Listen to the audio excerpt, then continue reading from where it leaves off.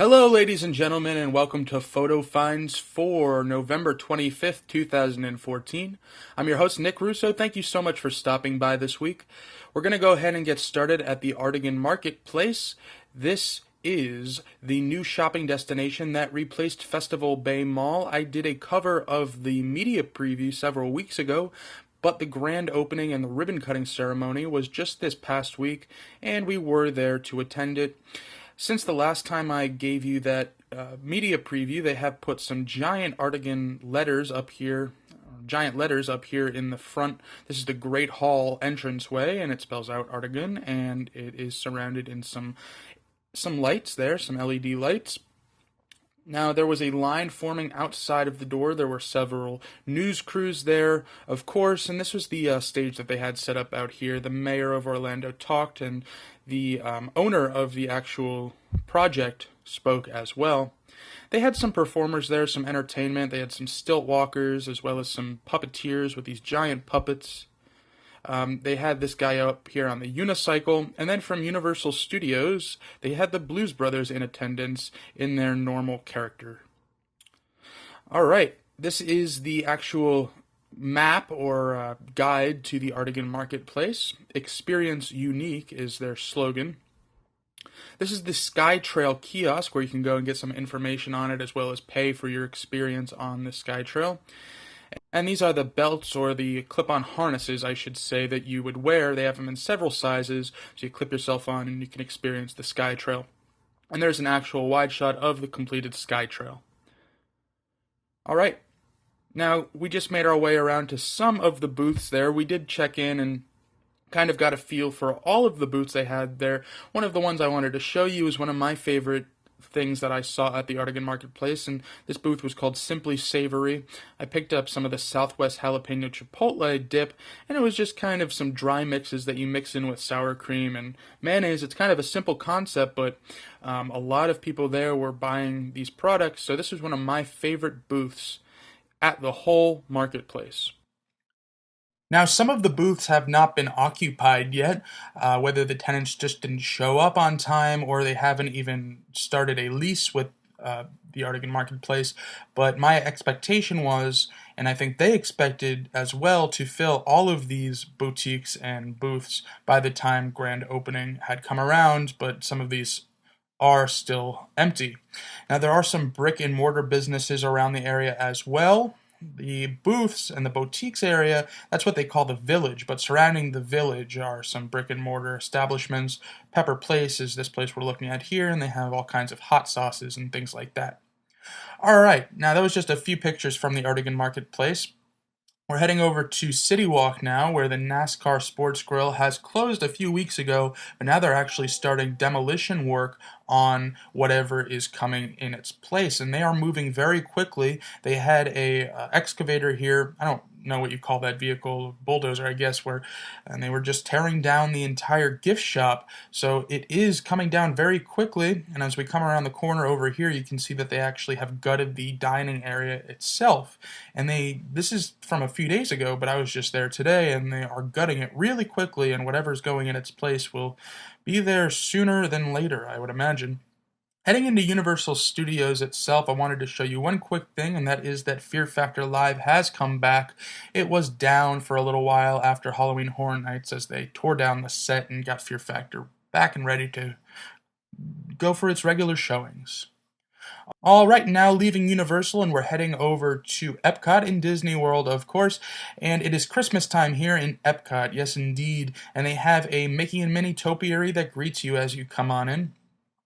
They also have Pluto's Doghouse over here, decked out in holiday lights.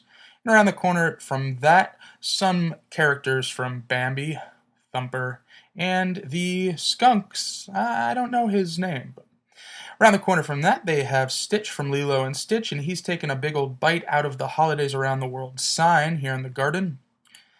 And then back here, they have the stage set up for Joyful, which is the gospel celebration that will soon be taking place here on this stage. Some more topiaries as we head back into the area of World Showcase, this one of Goofy and Donald, and I believe they're skiing here. snowflakes all around, and then they have some of these trees and shrubs that kind of represent Christmas trees. They're not exactly Christmas trees, but they are lining the pathway as you make your way on up to the main Christmas tree, and that's what we're seeing here. And of course, it takes the style of, the World Showcase, and there's all kinds of holiday greetings and messages posted up in the different languages from the various countries around World Showcase. And you can see that's true as we get up here close in the close-up, and various decorations that also resemble the different countries. Some globes and flags and bells and things like that. Now we're heading over to the left of World Showcase toward Mexico, and this is where Duffy always has his meet and greet, but for the holidays his booth or his area has been decked out, and he himself has gotten his holiday makeover, dressed up as Santa Claus there. Heading into the Mexico Pavilion, just getting a look at some of the garland that they have lining that dining area out on the patio. Get a close-up look at that. And now we are in Norway, getting a look at the different stages that they do.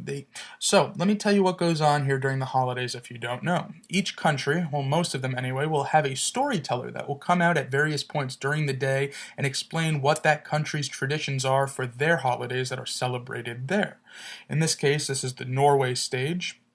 And to accompany each stage, they have kind of a scroll that you can read a little bit about their holiday and their traditions for that holiday. Similarly to Norway, this is the stage for the Chinese pavilion, and they'll have their storyteller out here as well. The German pavilion, well, the German holiday area is blocked off right now, but this is their stage. It's kind of a smaller stage, so that's where they'll have their storyteller. And behind the shrubs that are lining this area, there's some booths back there that's going to be holding some traditional German holiday fare and food. And there's a look at the pine trees and shrubs that are blocking off that area right now.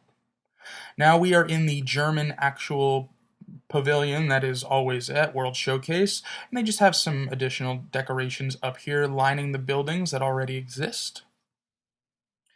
This is the Italy Pavilion, so you can see a common theme as far as garland goes in all of the pavilions. I believe just some of the colors and the ornaments that are actually involved in the garland change as you go from country to country. Now, as we make our way to the America Pavilion, this is where the Candlelight Processional is held every year.